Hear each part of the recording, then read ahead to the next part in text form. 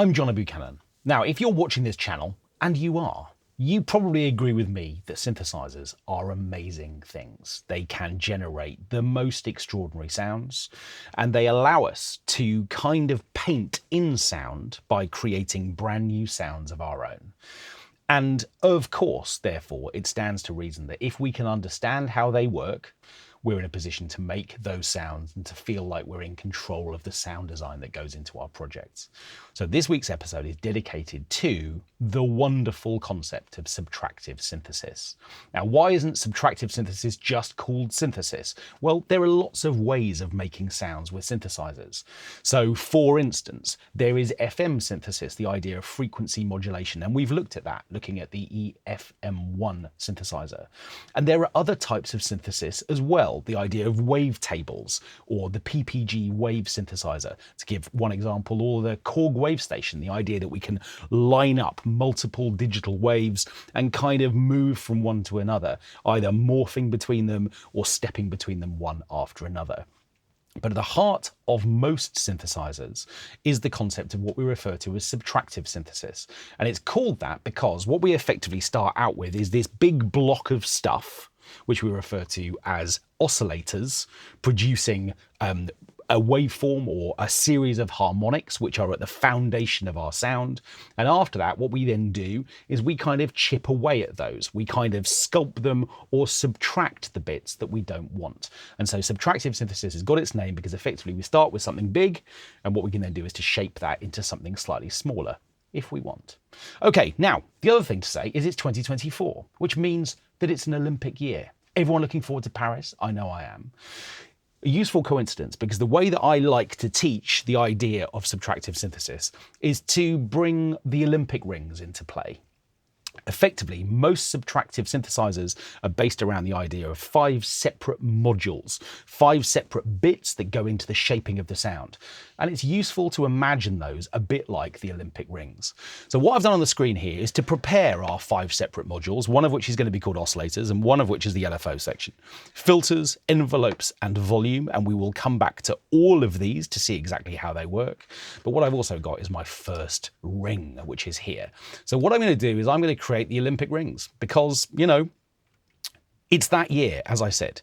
So what I want to do is to make sure that effectively what I've got is 5 concentric overlapping circles, because effectively these are going to represent the different modules of our synthesizer. And what I want to do is just make sure that they're all looking pretty and lovely and beautiful. And effectively what they're going to do is to provide us with the structure of the sounds that we want to make. So effectively I'm going to just drop this one down here. And we'll see whether or not I've roughly got my maths right and whether or not we've got a nice looking diagram. Will, are you happy with that? Yeah, okay, Will's happy, so I'm happy too. And there we are, we've got our Olympic rings. Now then, why is this such a useful way to understand synthesis? Well, let's begin with those oscillators. I'm going to move my little oscillator tag into this first module, which is up here. So what exactly is an oscillator? Well, an oscillator is a generator, a sound generator, and it has a specific shape. And most synthesizers allow you to choose from a number of different shapes at the oscillator stage. What do those different shapes mean? Well, effectively, they're different combinations of harmonics. So in other words, every single sound is built from a series of harmonics. And the easiest way to imagine an oscillator stage is to imagine the most basic waveform, which we refer to as a sine wave. Sine wave has this undulating shape that looks like this. And it turns out that that sound has no harmonic content whatsoever. It's just what we refer to as a fundamental frequency, one individual frequency, which sounds very pure. And effectively, if we take the output of that shape and plug it into an oscilloscope, what we discover is that it has a shape that just does this. Now, what we can do with other oscillators is to take our sine wave and to begin to introduce harmonics on top of that fundamental frequency. And when we begin to do that, the shape changes. In other words, we can produce shapes that, let's say, use only the odd numbered harmonics or only the even numbered harmonics. Or maybe we could use what we refer to as a white noise generator, which is all of the harmonics all playing back at the same volume, producing a kind of sonic chaos that sounds like kind of radio static. So effectively, the oscillator stage allows us to choose either one or a number of different waveforms which are combined together to produce the foundation of our sound. And at that point, our sound is as big as it's ever going to be. It's a combination of all of that raw, untamed kind of oscillator potential. Okay. Now then, we're just going to pause for 1 second before we move on to the next stage, because in a way what happens when we play an oscillator is that we play the pitch of a note. In other words, we trigger that waveform at a pitch. Our keyboards act as a kind of control trigger for the pitches that we want to play. At this point, this is where music and science begin to overlap. If I play C3, I want to hear the note C, triggering the waveforms that I've put into the oscillator stage. And the reason why that matters so much is because synthesizers are musical instruments, just like any other musical instrument. And if I was to hand you any musical instrument, a violin, or ask you to sit at a piano or put a flute in your hands, and I was to say to you, okay, what are the kind of things that any musical instrument, what can they produce? What do we have control over when we pick up a musical instrument and we begin to play it? Well, what are they? Yes, flutes sound very different from violins, but actually, what do they have in common? What can we change whenever we play a musical instrument? Well, we can change pitch. So in other words, if I play different notes on my keyboard, the pitch changes, right? Makes sense so far? So I can play different pitches on a flute and on a violin and on a piano. What else can be different? Well, tone is another one. The idea that what I can do is to vary the tone of a sound. So in other words, if I pick up my violin and I put a mute, or if I play very gently, the sound becomes soft. And if I play much more aggressively, it becomes much harsher and much brighter. And those harmonics created at the oscillator stage in a synthesizer then need shaping if we want to control tone, and for that we need what's referred to as a filter. So the filter stage, what it does is effectively to take all of the harmonic content that exists in a sound and allow us to get rid of some of it by filtering out some of the harmonics that we don't need. Now, you might now be thinking, well, if you don't need them, why even introduce them at the oscillator stage? Well, let's think about that for a moment. Let's suppose I had a sound which I wanted to have start as a kind of dull, drony sound that then became brighter and more aggressive. I'd need the oscillators to have the potential to produce the aggressive bit, and I'd need the filters to be able to shape how that sound behaved over time. If the oscillator stage didn't produce those high, bright harmonics in the first place, the filter can't shape that sound. So the oscillator produces the kind of potential for the sound, and the filter then says, you know what? Right now, at this moment in time, I want to hear these bits of what the oscillators are producing, either the whole untamed big sound or a slightly more shaped, refined, tone-controlled version of it. That's what the filter does. What else can a musical instrument produce? Whether it's a flute or a violin or a piano or any other instrument? Well, volume control is the other one. I can play loud notes and I can play quiet notes. So if we are going to build a synthesizer or make a synthesizer sound, I need to have control over volume. And volume is the third of our top line of individual controls within our synthesizer.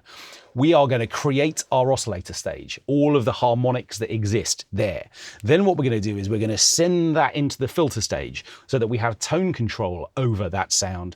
And then we're going to send it on to the volume stage, where all of this will be given volume and will be effectively presented to the world. In other words, if we don't have a volume control, all of these sounds are great in theory, but they won't make any noise in practice.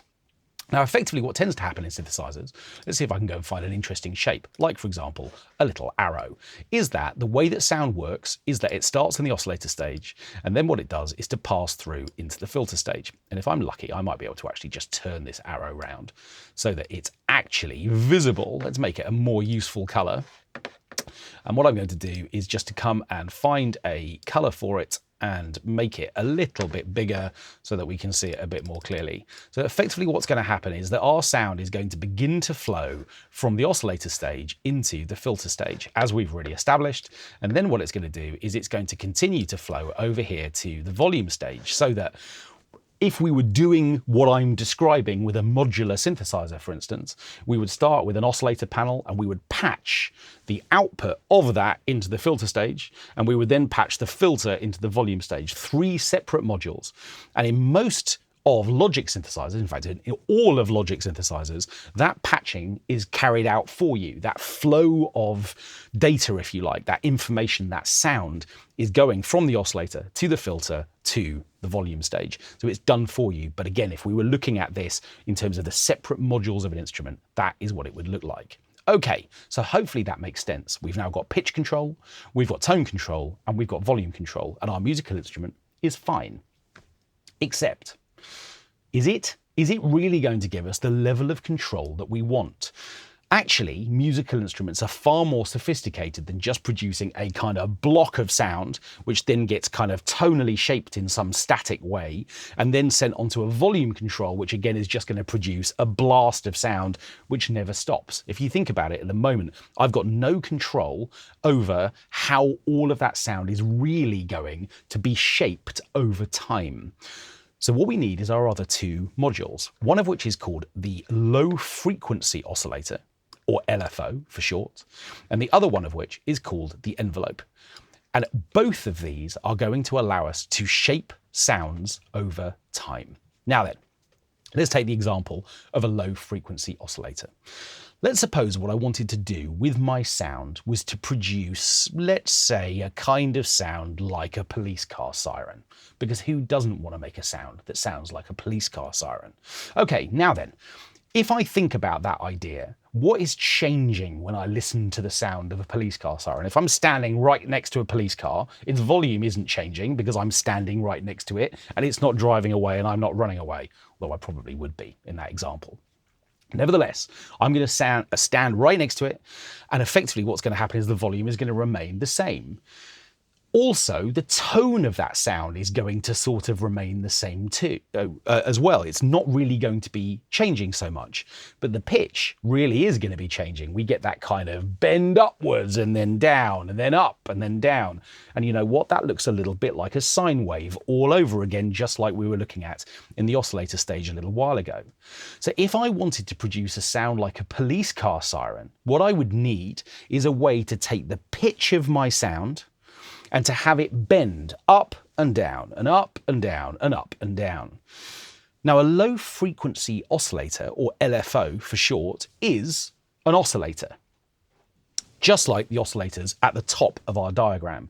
It's just that it's got a really slow undulating shape, and it's not designed for us to be able to hear directly. It's designed to plug into the other modules of a synthesizer to control them in some way. So let's take our little arrow here for a moment. If I was to create a relationship between a low frequency oscillator and the main oscillator stage, which would look like this, effectively what we'd get is what we refer to in music as vibrato. Okay, now, you might not think, well, a police car siren is what I associate with vibrato, and yet the notion of any pitch that bends sharp and flat, and sharp and flat, and sharp and flat, like a police car siren does, and like a violinist's finger does on the string when they begin to introduce vibrato so the sound wobbles backwards and forwards, it's actually the same effect, much less extreme in the case of a violin, but nevertheless, the idea of pitch bending sharp and flat, well, we refer to that as vibrato. And so the effect of taking a low frequency oscillator and plugging it into the oscillator stage produces a vibrato effect. Okay, is that the only thing we can do with LFOs? No, it's not. What we can also do is to take a low frequency oscillator and we can plug it from the low frequency oscillator into the filter stage. Okay, so if we understand that the idea of an LFO is designed to produce a shape which goes up and down and up and down and up and down, well, if we were to take the LFO and to plug it into the filter, it wouldn't be the pitch that was rising and falling, it would be the tone. In other words, the sound would get bright and dull, and bright and dull, and bright and dull. Now again, we can think about that in a couple of different ways. If you think about it, a kind of, there you go, an audio example of an LFO being plugged into a filter, a sound getting bright and dull. And actually guitarists will know what we call this effect. we call it wah. The whole idea of a wah-wah pedal effectively is making a sound get bright and dull, and bright and dull, and bright and dull. And an LFO can help us control that. And what we can also do is we can take an LFO and we can plug it into the volume stage of our synthesizer as well. In other words, what we can do is to make a sound go loud and soft, and loud and soft, and loud and soft. And normally we refer to that as tremolo, although slightly weirdly and confusingly, the tremolo plugin in Logic does that with side-to-side movement and auto-panning movement instead. However, normally in music, we would refer to that as a tremolo effect.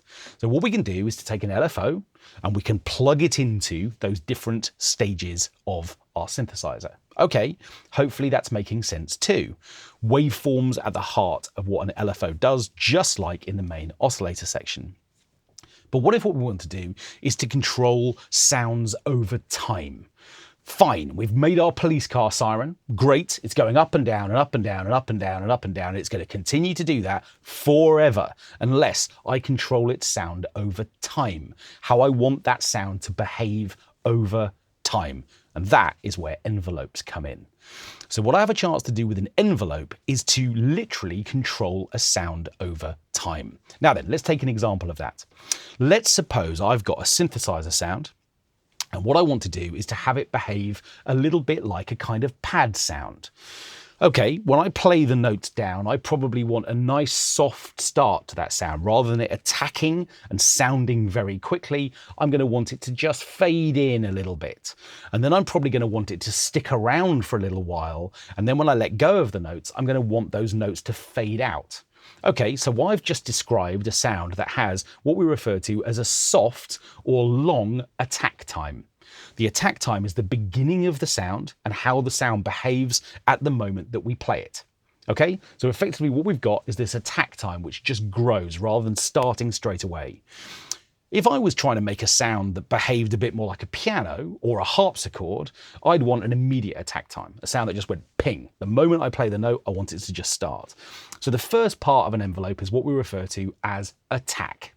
What we then got is a second stage, which we refer to as decay. The sound reaches an apex and then it drops away a little bit in terms of its volume. And how long that takes, we refer to as its decay time. Then the sound is going to stick around at a fixed level and we call that sustain. And then what we're going to do when we let go of a note is to enter what we refer to as its release phase. Now that's a lot of information. Let's draw one and we'll see what they look like. I'm going to come back to my little shape box and this time I just need a completely straight line. Okay, so what I'm going to do within my envelope here is to produce a little envelope shape, and we're going to make this nice and easy. We will create this in a kind of lovely little white color, I think. And I'm going to just make this a little bit bigger so we can see it a little bit more clearly. Okay, so if I wanted to draw an envelope, effectively what I'd get first is this first section of my sound. And what I then get is a sort of second one. I'm going to just take this line and invert it. So this first little line that we just looked at a moment ago is what I would refer to as the attack stage. And then what we get is a little decay phase. So in other words, a second stage. This is where I play my notes and this is how long it takes to fade in. And then it's going to just drop away in volume a little bit if I want it to. And then we get into the third stage, which we refer to as sustain. And what I'm going to do is to make my little sustain line stick around. And then what's going to happen is that I'm going to let go of my note. And when I let go of it, the sound is going to return to 0. And depending on how long I let that last, it's either going to fade away over a period of time, or if I was to change this line, it could fade away very quickly. So effectively, what we've got are 4 separate stages, which we refer to as attack, which is this stage here. This one is decay. We could even make it a different color, just so we can see these really clearly. This one is sustain. And this last one here is release. And what we have a chance to do when we take our envelopes is that we can also apply them to the oscillators, to the filters, and to the volume stages of our sounds. And the most easy way to understand an envelope is to imagine it applied to volume. That's what I've just done when describing the movement of my pad sound. The sound triggers here and it fades in. Its volume fades in. And then what happens is it drops away a little bit in volume. And then it sticks around at a certain volume level, this sustain level. And then what happens when I let go of the notes is that we get into the release phase. When I let go of it, the volume fades out. And that would be an envelope applied into the volume stage. In other words, that would look like I had taken a connection from the envelope in to here. And again, let's just make this a different color so we can see it really clearly. I'll make this a light blue. So that description that I've just made is an envelope applied to the volume stage. But if I wanted to, I could also take an envelope and I could apply it to the filter stage. And what that would do would be to control tone over sound. My sound would start dull. It would get brighter. Its brightness would drop away a little bit. It would then stay at a certain brightness. And then when I let go of the note, it would drop away to a duller sound again. And lastly, what we have a chance to do is to plug our envelope into the oscillator stage. And as we know, oscillators control pitch. So now what I'd get is a sound that started with a low pitch. It would rise up in pitch. It would then drop away a little bit in pitch. It would stick around at a certain pitch. And then when I let go of it, its pitch would drop away again. So the idea of being able to take this shape and apply it to pitch or tone or volume effectively allows me to take my envelopes into controlled sounds over time. Now, as we can see, synthesizers get messy. If you think about all of the patching that I've just done with my flow and my arrows all moving around in different directions, effectively what we've got now is kind of chaos. But if you understand the concepts of those 5 different modules, you can make any sound you like. And what we're going to do now is to begin to see how we can apply those in an actual synthesizer. Okay, I'm going to put my diagram away for a moment and we're going to just dive into Logic, which is waiting here for us. And what we're going to do is to start with Logic's most basic synthesizer, the ESM. Now, this is another synthesizer that was designed in the late 12th century. And effectively, you can see from the way that it's been skinned that that was a bad century. Okay, nevertheless, we're going to overlook the fact that this doesn't upscale very well and that the design hasn't really changed and that it's quite hard to read, because it's an extremely useful place for us to start our synthesis journey.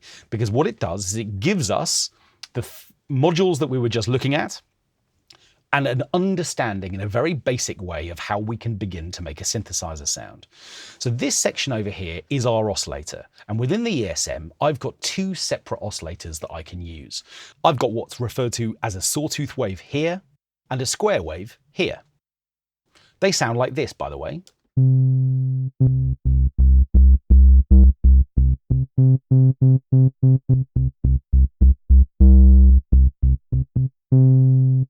So I told you that the patching was done internally. Sure enough, the moment I start playing sounds, I can begin to hear them. And we can hear that there is a difference between these 2 shapes, but we can't hear that very clearly because at the moment, the way that this sound is then being sent to the right into the filter section, where the sound is being controlled from a brightness perspective, is that our key brightness parameter, which we refer to as the cutoff frequency, is quite low. In other words, at the moment, most of this sound is being filtered. Its tone is being changed. So as I adjust the cutoff frequency,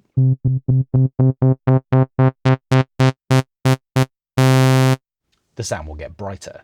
Now remember, the pitch isn't changing. I'm playing the same note, and the volume isn't changing either. Every note is the same volume. So as I change the cutoff frequency, what I'm effectively doing is saying, okay, this sound can be as bright as this, or it can be duller.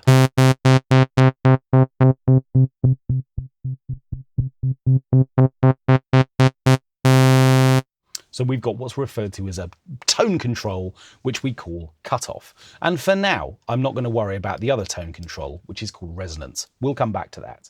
So effectively what I've got now is a chance to really hear my oscillators. What do the difference between these 2 shapes actually sound like?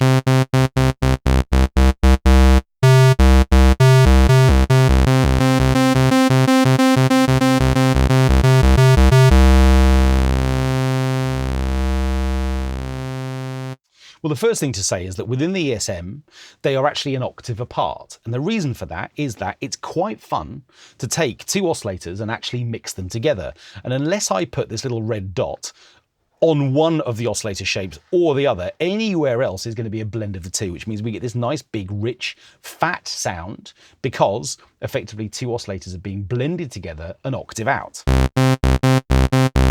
Now we're getting quite a big fruity sound. Okay, so our oscillators effectively provide us with our harmonic start points. The reason why these two sounds sound different is because the harmonics that are in both of these sounds are different, and they are effectively being patched over here to the filter section where the cutoff frequency we refer to is deciding where within that sound we should be filtering out those harmonics. And as I drop this, we're hearing fewer harmonics.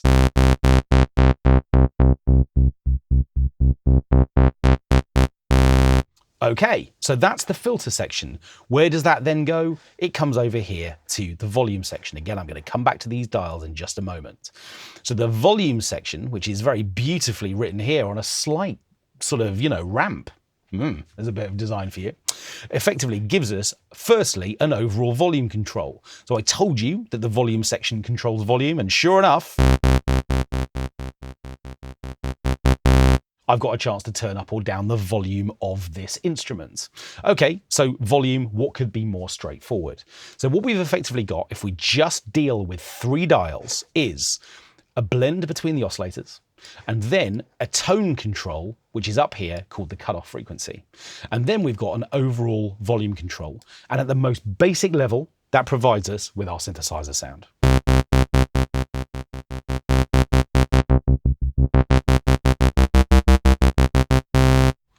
So what do the other dials do? Okay, well, most of these begin to introduce some of the other features we've just talked about. So for instance, in our little example of an envelope, we talked about decay. It's the second stage of an envelope. So in other words, I've got an attack time. Well, in the ESM, I can't control the attack time. The attack time is just immediate. You can hear that when I play a note, it speaks. But what I can do is to control the decay time. And I can do that in two places. I can do it in the volume section, and I can do it in the filter section. Let's start with volume. So at the moment, what's happening if I turn this decay time up to maximum is that there is no decay. In other words, I can play a note, I could put my beautiful JB mug on that note, I could go away for a day and a half, I could come back and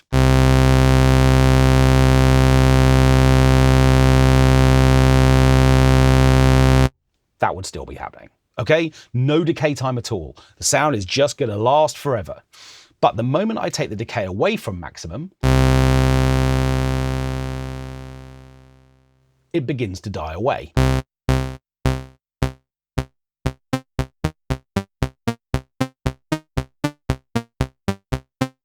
So now what I've got is a really short spiky note. How is that being controlled? With the decay time, it's controlling the volume. In other words, the volume stops because the decay has faded that sound out pretty quickly. I could probably make it even shorter.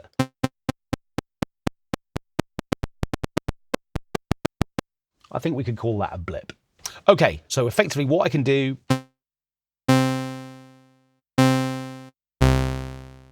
is to control the volume decay of this sound. Now, I'm going to turn it back up to maximum for a moment, because what I want to do instead now is to control the decay of the filter. Okay, so how does this work? Well, let's suppose what I wanted to do was to have my sound reach a sound, become a sound that was quite dull. In other words, I want it to become a sound that ends here. Okay, what I need to do in order for that to happen is that firstly, I need to turn up the amount of envelope applied to the filter, and that's done with this dial here. And then what I need to do is to set the decay time. How long do I want this sound to go from being a bright sound to a dull sound? Well, that is controlled by the decay time.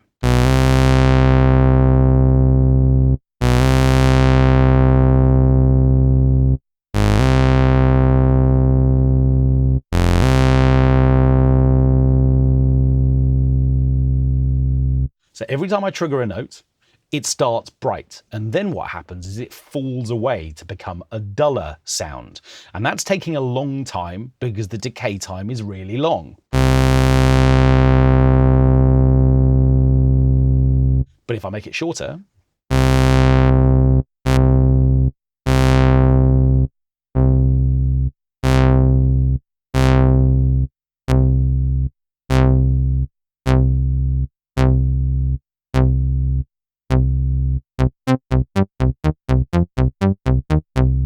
we get this spike on the start of the note. And the spike is caused by the fact that the sound starts bright and becomes dull really quickly. Whereas if I turn the decay time up, it takes much longer. Okay, so effectively the decay time is controlling how long it takes for something to happen. The decay time in the volume control decides how long it takes for the sound to fade out, and the decay control within the filter section decides how long it takes for the sound to go from being bright to being dull. Okay, so we now understand the two decay controls, and we know that for the filter section, if we want this to have any effect at all, we need to turn up this initialize button, effectively, this dial here.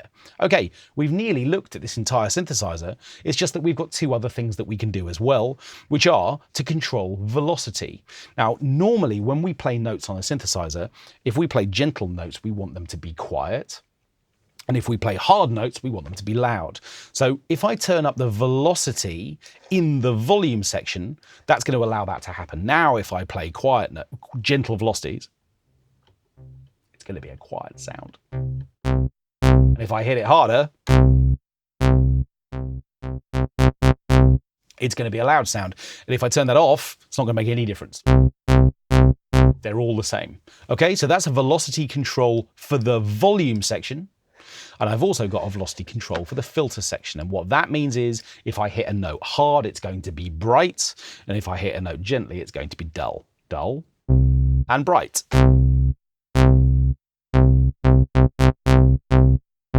So we get that velocity control there.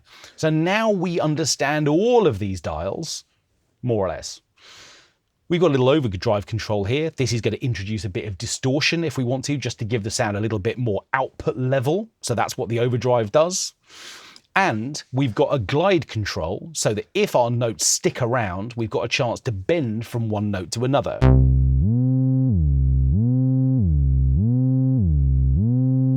That's what the glide control does. If I turn it off, no bend. So the only other control is resonance, and this is where we're going to end our first little delve into subtractive synthesis.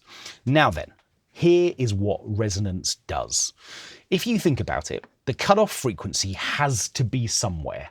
Okay, what I've got is a combination of harmonics that are generated by the oscillator stage of my synthesizer, and they are producing this big block of sound, and the filter is then deciding exactly how much of that sound we're actually going to hear. If I turn the cutoff frequency right up, we're going to hear all of it, and if I turn it right down, we're going to hear much less of it. In fact, just for a moment, what I'm going to do is I'm going to turn off the envelope or the decay time for the filter altogether. And now I'm controlling the tone entirely with the cutoff dial. Okay, so at the moment what I'm doing when I pull this dial up and down is I'm effectively saying, okay, here are all of the harmonics coming out of the oscillator stage, and what I want to be able to do is to hear all of them and none of them, and all of them and none of them, and I'm controlling that when I manipulate the cutoff dial. But as I said, the cutoff frequency has to be somewhere. It's either right up at the top, letting through all of the sound, or it's right down at the bottom, filtering out most of the sound. What resonance does is to turn up the volume of the frequencies at the cutoff point. In other words, if the cutoff point is up at the top, resonance is going to shine a light on the brightest frequencies within that sound. If the cutoff frequency is down at the bottom, it's going to add extra volume to the low harmonics down at this point. And if it's somewhere in the middle, it's going to boost the volume of the frequencies in the middle. So if I produce exactly the same sweep, but with more resonance, we're going to suddenly hear that the sound becomes bubbly and kind of a bit more excited.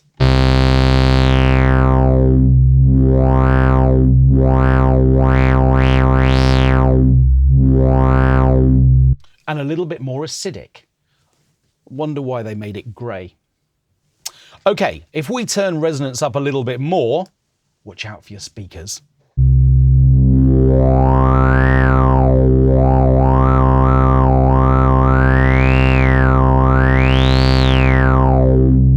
Becomes a bit more like root canal surgery. And if we turn it up a little bit more,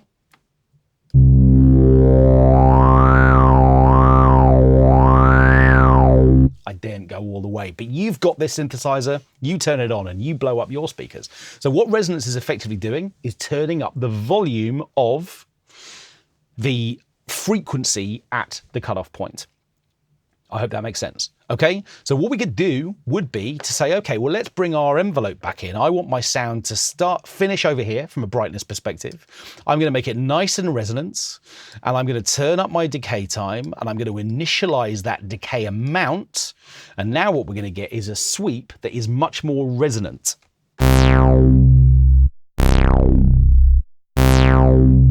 That's fun. Let's make the decay time longer.